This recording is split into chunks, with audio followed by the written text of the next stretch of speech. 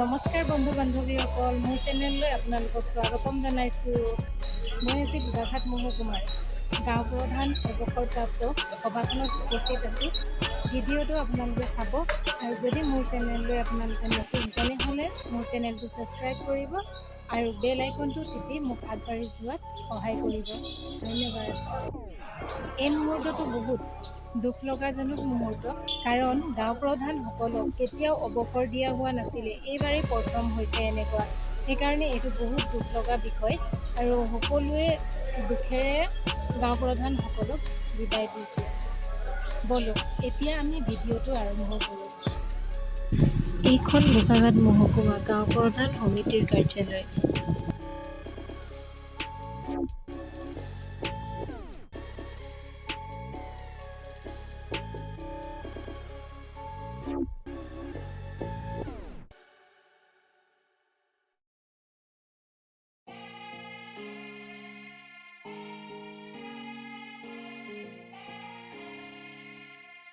সঁচাকৈয়ে আজিৰ এই পৰিৱেশটো বহুত দুখ লগাজনক আছিল। এয়া বয়োজ্যেষ্ঠ গাঁও প্ৰধানসকলৰ পৰা আশীৰ্বাদ লৈ বিদায় দিয়া মুহূৰ্ত। সকলোৱে দুখত ভাঙি পৰিছে। বছৰ বছৰ ধৰি একেলগে কাম কৰি অহা লোকৰ পৰা আঁতৰি যোৱা মুহূৰ্ত কেনেকুৱা হ'ব লাগে, আপোনালোকে নিশ্চয় বুজি পাইছে চাগে।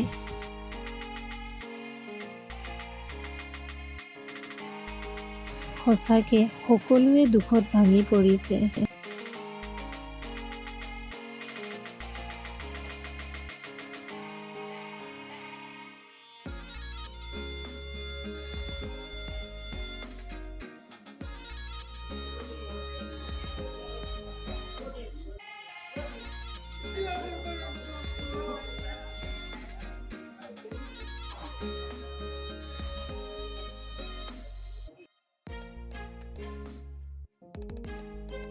হে ফ্ৰেণ্ডছ, আমি এতিয়া সভা অনুষ্ঠিত কৰা সভাগৃহত আহি পালোহি।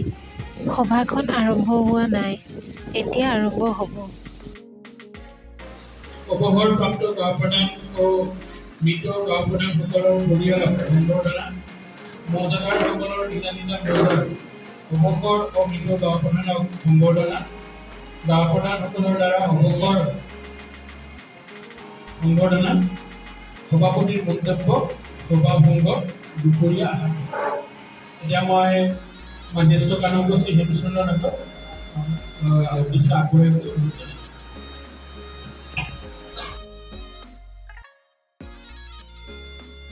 লাগিব। আমি পুৰণিকলীয়া যিটো সংস্কৃতি বা যি কৰ্মচাৰীক নিয়ম নীতি আছিলে, সেই সকলোখিনি নিয়ম নীতি বৰ্তমান সময়ত পৰিৱৰ্তনৰ গৰাহত লীন গৈছে। সেয়েহে মই আপোনালোকক দুখ পাবলৈ অন্তৰত আঘাত পোৱাৰ পৰা বিৰত ৰাখিবলৈ গৈছোঁ।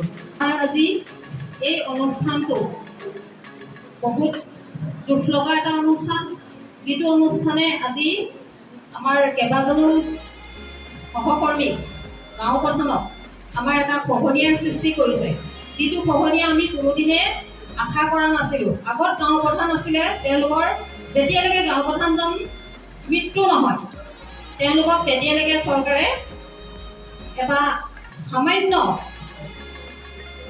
মাননি দি তেওঁলোকক জীৱন নিৰ্বাহ কৰিবলৈ দিছিলে। কিন্তু এতিয়া আমাক গাঁওবুঢ়াৰ পৰা গাঁও প্ৰধান এটা সন্মান দিলে, আমাক এটা উপাধি দিলে, কিন্তু এই উপাধিটোহে মাত্ৰ দিলে, আমাক আৰু একো নিদিলে।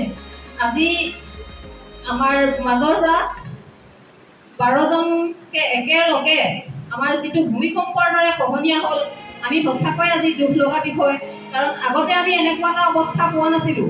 আমি পাইছিলোঁ বহুত দিনৰ মূৰত কোনোবা এজন বিয়োগ ঘটিছিলে, তেখেতক লৈ আমি যি দুখ প্ৰকাশ কৰিছিলোঁ, তাৰপিছতে কেইদিনমানৰ পাছতে আমি আকৌ আমাৰ সেই দুখ মাৰ গৈছিলে। কিন্তু এতিয়া আজি এনেকুৱা এটা অৱস্থাত আমি পৰিলোঁ, একেলগে মানে খহনীয়াৰ সৃষ্টি হোৱা দি হ'ল। যেনেকৈ নৈ খহা কৰে, আমাৰো গাঁওবুঢ়া পন্থাৰ পৰা আমাৰ এটা গৰা খহাৰ নিচিনা হ'ল। আমিও নিজে পাৰ নোপোৱা হৈছোঁ। আমি কি কৰিম? আমি 12-14জন গাঁওবুঢ়াক যেতিয়া আমি হেৰুৱাবলগীয়া হৈছে, মই গাঁও প্ৰধান সন্থাৰ সম্পাদিকা হিচাপে মই নিজে দিশহাৰা হৈ গৈছোঁ। মই কি কৰিম এতিয়া? কাৰণ মই জ্যেষ্ঠজনৰ পৰাই সদায় কথাবিলাক সুধি আছিলোঁ, তেওঁলোকৰ পৰাই গোটেইখিনি শিকি আছিলোঁ। আৰু তেওঁলোকৰ মতেই চলি আছিলোঁ। কিন্তু আজিৰ পৰা সেইটোৰ অভাৱ মই অনুভৱ কৰিছোঁ। তাৰপিছতে আমাৰ যি নহওক চৰকাৰী ৰুল আমি নিয়ম মানিবই লাগিব। চৰকাৰৰ যিটো এইটো এটা নিয়ম আহিলে নিয়মটো আমি মানিছোঁ। তথাপিতো এটা দুখ লগা বিষয়, আজি আমাক চৰকাৰে ৰিটায়াৰ দিলে, অৱসৰ দিলে, কিন্তু মাননি নিদিলে। দিম বুলি এটা শব্দ আমি এদিন শুনিছিলোঁ যে আমাক 2 লাখ টকা এটা দিব, কিন্তু কেতিয়া দিব? 2 লাখ টকাটোলৈ আমি কৰিম কি? 2 লাখ টকাটোৱে কি কৰিব? 2 বছৰৰ মাত্ৰ ভাত্তা। গতিকে 2 বছৰ পিছত এই 65 বছৰৰ ওপৰৰ মানুহকেইজনে ক'ত কি কৰি খাব? আজিকালি জানে আপোনালোকে, মই কোৱা নাই কাৰো ল'ৰাই কাকো দেউতাকক নাচাব, কিন্তু কিবা এটা পাই থাকিলে তেওঁলোকে নিজে আজি ইমান দিনে কিবা এটা পাই আছিলে, যিটো ভাত্তা পাই আছিলে তেওঁলোকে নিজে তামোল এখন কিবা এটা নহয় কিবা এটা কৰি থাকিব পাৰিছিলে, কিন্তু আজিৰ পৰা সেইটোও শেষ হৈছিলে। গতিকে এইবিলাক আমাৰ দুখ লগা বিষয়। আৰু আমিও এতিয়া কেনেধৰণে কি কৰিলে ক'ত আমি পাৰ পাম আমি নিজেই উপায় নোপোৱা হৈছোঁ। তথাপিতো আমি ভাবিছোঁ আমাৰ অসমৰ যিকেইজন ৰাজ্যিকৰ প্ৰেচিডেণ্ট ছেক্ৰেটাৰী আছে, আমাৰ এখন সমিতি আছে, সমিতিৰ লগত আমি মন্ত্ৰী মহোদয়ৰ লগত আলোচনা কৰি আমি এনেধৰণে আমাক যাতে অন্য চাকৰিয়ালক যেনেকৈ পেঞ্চন দিয়াৰ ব্যৱস্থা কৰে, আমাকো যাতে কিবা এটা নহয় কিবা এটা দি পেলাই সহায় কৰিব বুলি মই আজি আমাৰ মহোদয় ছাৰো আছে, গতিকে ছাৰেও যাতে অকণমান চিন্তা কৰি দিয়ে। কাৰণ 65ৰ ওপৰৰ মানুহজনে একোৱেই কৰিব নোৱাৰে। তেওঁলোকে কি কৰিব এতিয়া? তেওঁলোকে নে খেতি কৰিব পাৰিব নে হাজিৰা কৰিব পাৰিব? মানে তেওঁলোকৰ একোৱেই কাম নাইকিয়া হ'ব। গতিকে আজি তেওঁলোকৰ হৈছে, কাইলৈ আমাৰ হ'ব। গতিকে এইটোকে আমাৰ ছাৰে যদি অকণমান ওপৰমহলৰ লগত কথা এটা পাতি দি আমাক সেইবোৰ সুবিধা কৰি দিয়ে, তেতিয়া হয়তো আমাৰ নিচিনা গাঁও প্ৰধানসকলে বহুত সকাহ পাব। ইয়াকে কৈ মই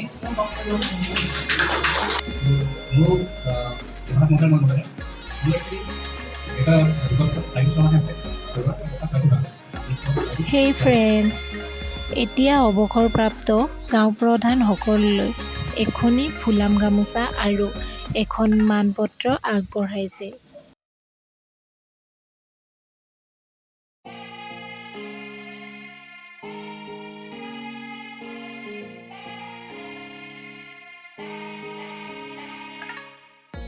আজিৰ সভাত মোৰ দেউতাও গাঁও প্ৰধান পদৰ পৰা অৱসৰ ল'লে।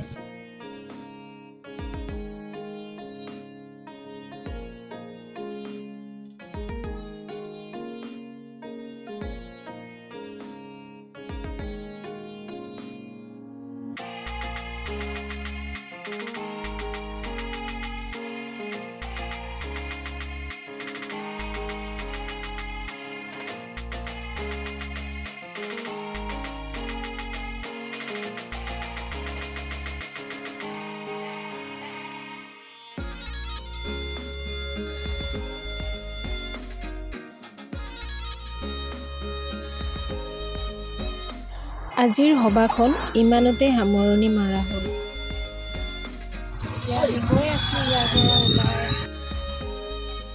Bye bye friends.